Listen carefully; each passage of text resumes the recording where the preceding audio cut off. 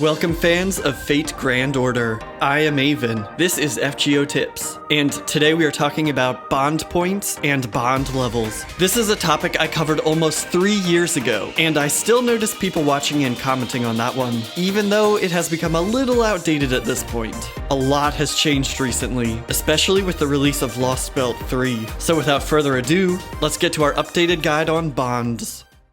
Bond points are awarded after the completion of a quest, and the amount is fixed per quest. This number is awarded to each servant, and not divided among them. If the quest awards 615 points, then each servant receives 615 points. If you bring 5 servants who are all in need of bond points, that adds up to 3,075 points. But if you bring servants that are already maxed out, or just leave empty spaces in your lineup, you get the same 615 points per servant. The rest are wasted. It might be hard to fill up your lineup all the time, but you should always do your best to bring 5 servants you haven't maxed out whenever possible. Servants start at bond level 0, but you can work them all the way up to 10 by default. Different servants gain levels at different speeds and not always consistently. For example, the 3-star Berserker Lubu requires about the same number of points for each level until 5, as opposed to Kiyohime, another 3-star Berserker, who requires a little bit more at each level until 5. Then there's servants like Darius, yet another 3-star Berserker, who fluctuates both up and down from level to level. The one thing they share in common with each other, and all servants, is the steep increase after level 5. Levels 6 through 10 require a lot more points to reach, but the rewards make up for it.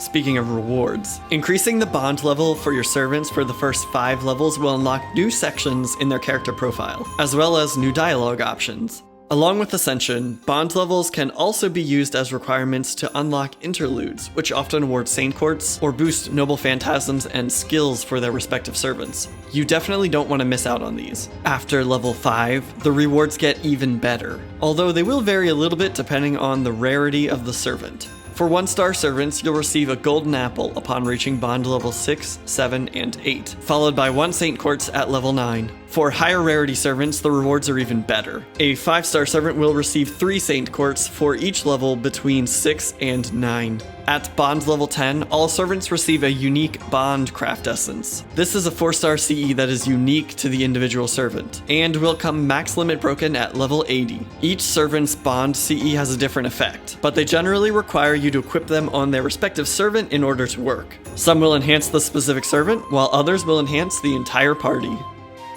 Up until recently, bond level 10 was the highest you could achieve, but with the release of the 3rd Lost Belt, the Synchronized Intellect Nation, we received the chance to purchase our first Lantern of Chaldea.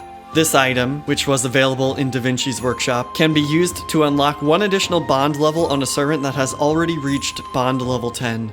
Along with the Lantern, you'll have to use a certain number of QP as well. To unlock level 11, you'll need 10 million QP, 12 million for level 12, 14 million for level 13, 16 million for level 14, and 18 million for level 15. Even after unlocking a level, you still need to gain enough bond points to fill it up, and the number of points is the same no matter which servant you use the Lantern on. It will be over 1 million points for level 11, gradually increasing until it's more than 1.6 million for level 15. On rare occasions, such as the New Year's celebration, we get the chance to purchase a new Lantern of Chaldea from Da Vinci's workshop with our mana prisms. If you want more than that though, you'll have to pay 3 rare prisms for each lantern in the rare prism exchange. Reaching higher bond levels is a fun way to demonstrate your dedication to your favorite servants, and also receive some Saint Quartz as a reward. If you're serious about reaching these levels, you're going to want some help though.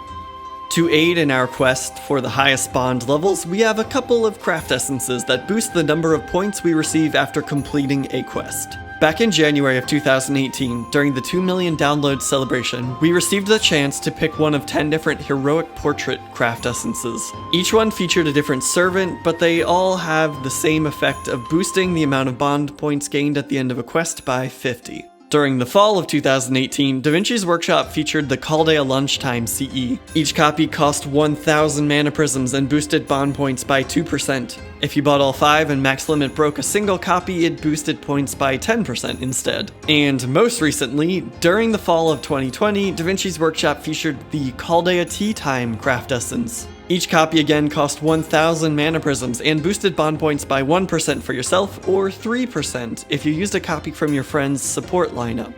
If you max limit break this one, it boosts points by 5% for yourself or 15% from the support lineup. If you missed out on these, you might want to take a look at the rare prism exchange. For the cost of one rare prism, you can unlock the lunchtime or tea time CEs you might have missed, but you'll still have to pay 1,000 mana prisms for each copy. In the future, we also have 3 more useful CEs coming up, so keep saving those mana prisms. This isn't much of a spoiler, but if you want to avoid it anyway, just skip ahead to the time on the screen now.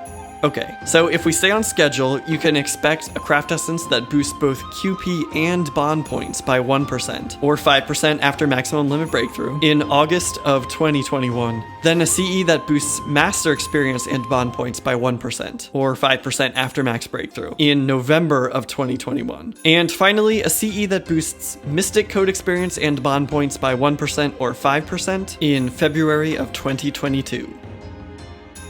Now, if you want to make the most of your bond point craft essences, it's also good to know which quests award the most points. GamePress actually has a really nice guide on this, which they update periodically, and I'll link that in the description of the video below. As they point out, there are several quests which are tied for first place when it comes to offering the most bond points per AP that you spend. As long as you equip a heroic portrait, Chaldea lunchtime, Chaldea tea time, and bring a support servant with their own Chaldea tea time, you'll get 52.83 bond points per AP you spend from each of the following quests. GamePress also shows what types of materials drop in each quest, so you can pick the one that lets you farm bond points and the loot you need at the same time. You may also consider figuring out which one has the enemies you can defeat fastest as well. For that, I recommend Mount Ebi in Babylonia, which is one of my favorites because it's 3 waves of berserkers. As long as you bring 2 AoE Noble Phantasms and 1 strong single target NP, you should be able to 3-turn this one. There are 2 other stages that are very popular for farming as well, even though they aren't in this tied for first place category. The first is Hidden Village in Camelot. The number of bond points per AP is slightly lower, at 51.6, but it's even faster to farm because each battle is only 2 waves of enemies instead of 3.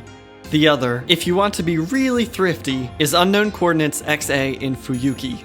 The number of bond points you get here is much lower, but it only costs 3 AP to complete the quest. If you find a support servant with a heroic portrait instead of a Chaldea tea time, you will actually benefit more in this case. The 15% boost isn't as good as the 50-point boost.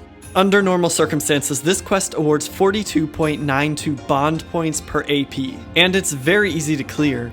During half AP free quest events, this one actually becomes the most efficient farming spot of all. It's still going to take a ton of time to spend all of your AP here though, so I almost always stick with Hidden Village in Camelot or Mount Ebi in Babylonia. It's also worth mentioning that sometimes you can get extra bond points for certain servants during specific events and campaigns, so always try to keep an eye out for those. During the Sparrow's Inn event, for example, Ben Enma received 50% more bond points, and other servants gained an extra 20%. Even certain story missions help, like Shinjuku granting extra bond points for evil servants, or Agartha granting extra bond points for females. With that said, I think we've successfully covered everything we can about bond points. If I left anything out or you have any questions, definitely leave those in the comments. Oh, and while you're at it, let me know how many servants you've reached bond level 10 with so far, because I'm genuinely curious how much people tend to focus on this. I've only gotten bond level 10 with 7 servants so far, and if you watch the video, you should be able to tell which ones they are. My problem is that once I reach level 10, I feel like I shouldn't put them in my party anymore because it feels like a waste of bond points that could be going to someone else, and that makes me afraid to max out some of my favorite servants because then I feel guilty putting them in my party. Does anyone else have this problem, or is that just me? Let me know what you think, and for now I'll say thanks for watching, and I'll catch you next time.